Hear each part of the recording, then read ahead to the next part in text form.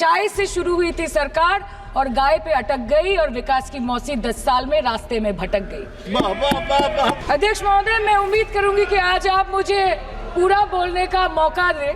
माननीय मुख्यमंत्री, जो देश की एकमात्र महिला मुख्यमंत्री भी है, उनका माइक बीच राह में ऑफ कर दिया गया था।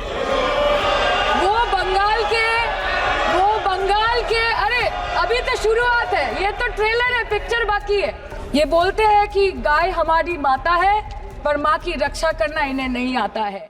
आइटम नंबर 20, सुश्री सयोनी घोष। बोलो। ये पहली बार की माननीय सदस्य सुना आप? जी हाँ, बहुत अच्छी है सर, सुनिए इनका आगे देखिए। आप बीच में मत टोकना उनको और सलाह मत देना, आप पीछे सीट पे चल जाओ।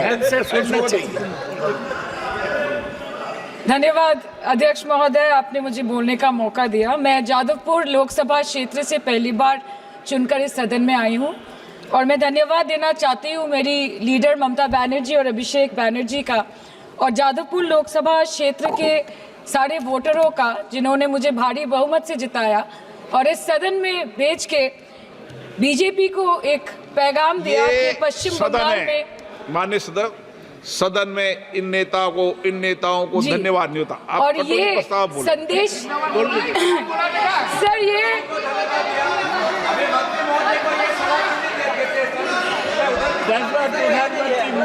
Sir okay sir, no problem sir. बोलो सर मैं धन्यवाद देना चाहती हूँ जादवपुर लोकसभा क्षेत्र के लोगों का, जिन्होंने मुझे भारी बहुमत से यहाँ पे जिता के भेजा और ये पैगाम दिया कि पश्चिम बंगाल में नफरत की रणनीति और धोखेबाजी की राजनीति नहीं चलेगी।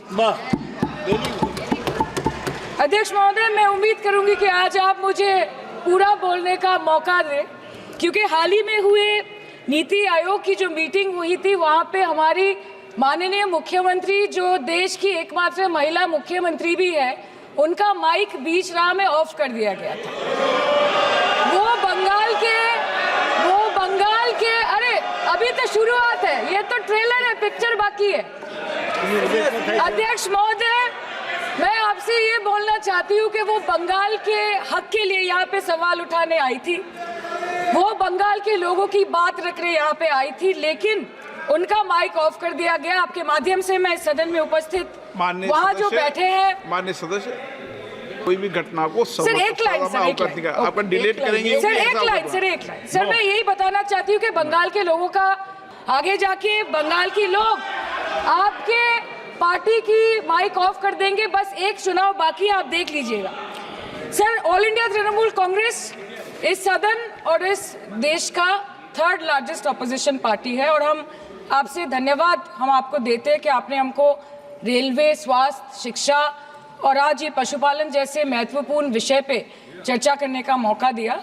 लेकिन तृणमूल कांग्रेस आगे जाके देश के हर महत्वपूर्ण मुद्दे पे बात करेगा, चाहे वो चीन का अनैतिक रूप से इस देश में प्रवेश हो या वो 700 से ऊपर आंदोलन जीवी किसानों की। माननीय सदस्य, आप पहली बार बोल रही हैं, मैं आपको हस्तक्षेप नहीं करना चाहता, लेकिन जिस अनुदानों की मांगों पर चर्चा सर अभी आ रहे हैं, सर नीट के घोटाले से लेके जीएसटी के बोझ तक, एयरपोर्ट की छत टूट जाने से लेके रेल पटरी से छूट जाने तक, तृणमूल कांग्रेस के सदस्य, हर सांसद देश के हर गंभीर मुद्दे पर चर्चा करेंगे। बस यही आपको बोलना था। रिस्पेक्टेड सर, मामाटी मानुष is the Magna carta of the governance of West Bengal and our party, and I feel truly honored that today I've been given the opportunity to talk on a ministry which is intrinsic to the Mamati Manush of the country. हमारे किसान अपनी मवेशी को, अपनी फसल को माँ की तरफ पूछते हैं, जिस खेत में वो हल चलाते हैं उस जमीन को नमन करते हैं। But does this major sector get support from the government? Sir, Indian agriculture supplies around 58% of India's livelihood and is a principal source of income for half of the population, accounting for 17 to 18% of the country's GDP. 70% of India's rural poor depend on livestock and farm animals. But does this sector get what it deserves? इसका जवाब अगर आप देश के किसान से पूछेंगे तो वो आपको यही बात बोलेंगे कि चाय से शुरू हुई थी सरकार और गाय पे अटक गई और विकास की मौसी 10 साल में रास्ते में भटक गई।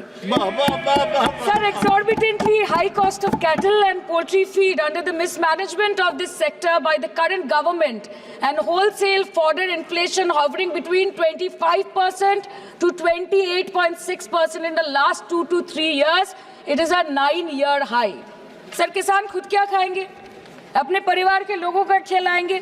अपनी गाय भैंस भेड़ बकरी को क्या खिलाएंगे? सर, ऐसे ही वारदात होते हैं जहां गरीबी से जूझता हुआ एक किसान उसको अपनी गाय भेड़ बकरी को बेचने में मजबूर करते हैं और अंत में जाके वो अपनी खुद की जान ले लेते हैं। सर, पिछले 10 सालों में 1,12,000 किसानों ने इस देश में आत्महत्या की। एनसीआरबी की एक रिपोर्ट के अनुसार 10 साल में हर दिन इस देश में एवरेज में 30 किसान हर दिन अपनी जान ले लेते हैं। सर, इस देश के लोगों का यही है किस्सा कि जिसको जिताया वो राजा की तरह जाएगा और जिन्होंने जिताया वो फकीर की तरह। सर, ये बहुत गौरक्षा की भी बातें करते हैं। देश के लोगों को ये पता होना चाहिए that there is a fodder crisis in India and the union minister has himself stated in a written reply in Rajya Sabha that yes, the country is deficit in fodder. So it means that cows are dying without food in government-owned goshalas, especially the BJP-ruled state. 74,000 cattle had died at Panjrapols in Sundarnagar and Banaskantha district of Gujarat in the last 3 years. 200 cows were found dead in Madhya Pradesh's Shivpuri district. 173 cows allegedly died in a week in Chhattisgarh. And 74,016 cows had died in Hingonia Gaushala in Jaipur during the previous BJP government in Rajasthan.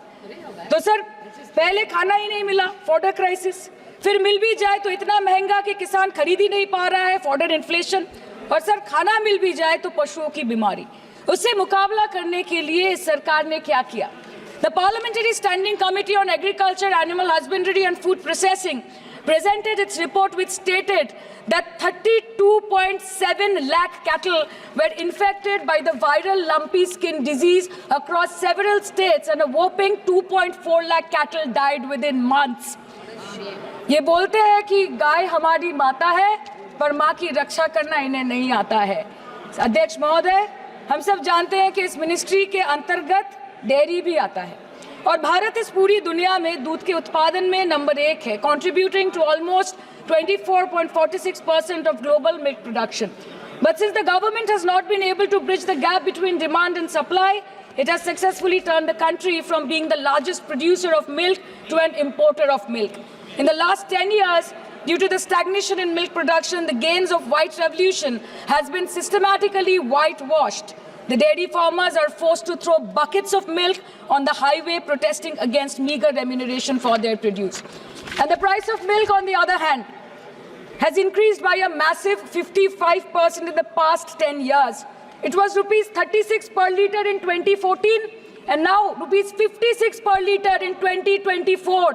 When this government came to power, the first thing the milk producing companies regulated by it did was to increase the price of milk by rupees 2 per litre. This was their revenge on the people of India for not providing a majority to the BJP. आम आदमी के दूध, छाछ, लस्सी, दही, पनीर पर 5% की GST, cream, condensed milk, मक्खन, घी पर 12% की GST और अमीरों के हीरो पर सिर्फ 1.5% की GST। सरकार उनको रिलीफ नहीं देती है जो विदेश में जाके मिल्क शेक और लाते की चुस्कियां लगाते हैं। ये सरकार उनको रिलीफ नहीं देती जो आम आदमी 2 पैकेट दूध खरीदने से पहले 10 बार सोचता है। सर, बचपन से हम सुनते आए थे कि संडे हो या मंडे रोज खाओ अंडे। India rank 2nd in egg production in the world. और अंडे का फंडा यही है सर कि भारत के बच्चों के किस्मत में महीने में एक अंडा नहीं मिलता। मिड डे मील के चलते हफ्ते में अगर एक आध अंडा मिल भी रहा था तो कहीं धर्म के नाम पे तो कहीं महंगाई के चलते उसे बंद करने की मांग उठ रही है। Sir, more than 50% children under the age of 5 suffer from chronic malnutrition in the country and roughly 17% children are underweight, and yet most BJP ruled states do not serve eggs in midday meal scheme. This is the example of Poshan Kal in India. Sir, अंत पे आते हैं मच्छी पे। आप लोगों को ज्यादा पसंद नहीं पर हम क्या करें, हम तो माछे भाते बंगाली है, हमको तो बोलना ही पड़ेगा। And not to forget that 2.8 crore fisher folk are employed directly in catching fish.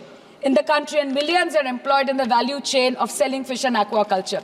India stands third in the world in the terms of fish production, contributing to 8% of global fish production and ranks second in aquaculture production.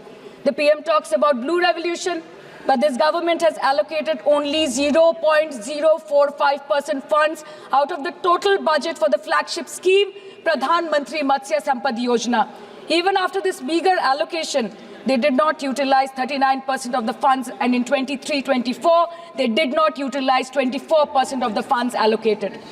और sir, भले ही सरकार को मणिपुर शब्द से allergy हो, but the fact remains that 1.5 years of lack of governance in the state has led to endangering of the fish species in India's largest freshwater body in Manipur, the Loktak Lake. So the government has to generate employment opportunities, investment in areas such as exports, post-harvest processing, and import substitution.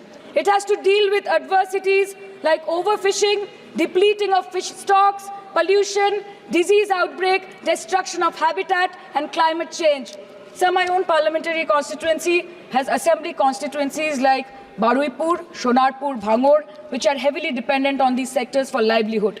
Main crops grown are wheat, rice, vegetable, fruit, oilseed, pulses, cotton and jute, and animal husbandry is practiced mostly by women in the self-help groups in the South Chobbish Pargona. They rear a wide range of domestic animals, including cattle, poultry, goat, particularly the black Bengal goat and the Pekin duck. And I take extreme pride in saying that in the last 5 years of the TMC government, the CM Mamata Banerjee has allocated a massive amount of 76,680 crore to agriculture and its allied sectors for their development. The government of West Bengal has achieved remarkable success in implementation of state schemes, namely Bangla Dairy.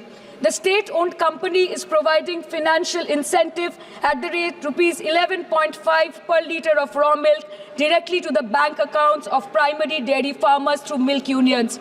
Bangla Dairy procured 3.55 crore kg milk in 2023, for which rupees 109 crore was paid to dairy farmers through direct benefit transfer. 47,900 fresh Kisan cards have been issued in the last 3 years for animal husbandry. Up to 30th November 2023, rupees 393 crore was sanctioned to marginal animal rearers in the rural areas. Bangla Shosho Bima scheme, a fully state-funded scheme for crop insurance. Total 1.28 crore farmers were enrolled under the scheme during 23-24. 70 lakh farmers got claim settlement worth rupees 247 crore. 76,049 farmers are getting pension amounting to rupees 1,000 per month under Joy Bangla scheme. Super Bangla scheme was introduced in 2014 for ensuring remunerative prices for agricultural produce, integrating about 80,000 farmers and procuring about 100 metric tons of perishables daily. The annual turnover of this project is now rupees 106 crore. 77 new stores have been opened in financial year 23-24. 186 Krisak Bazars sub-market yards are running successfully, providing excellent marketing infrastructure for aggregation and ease of marketing.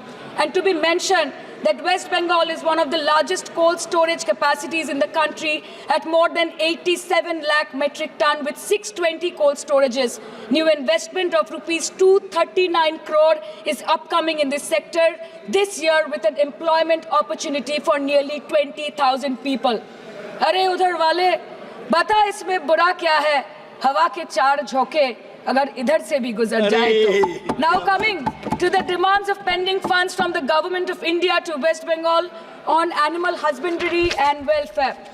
50% of the central share, rupees 12.72 crore for financial year 23-24, being the recurring expenditure for mobile veterinary units is pending with the government of India. Government of West Bengal requested for sanctioning an additional 126 MVUs for 24-25. However, it was regretted, citing want of funds. The proposed central share of 49.93 crore for financial year 24-25 for assistance to states for control of animal disease has not yet been released by the government of India.